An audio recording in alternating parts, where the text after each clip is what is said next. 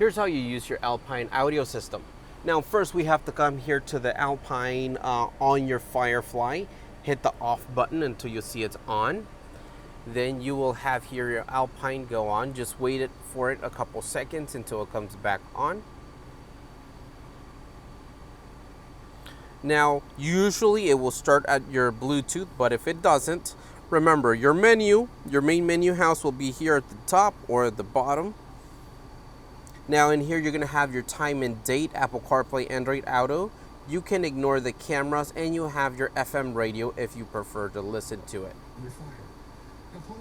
For Bluetooth, you'll just come here to the corner, select Bluetooth, and you'll go into change device. Now remember that the radio name will be ILX407. To listen to your front TV, it'll be QLED 32-inch. Or again, you just select the device if you want to listen to music.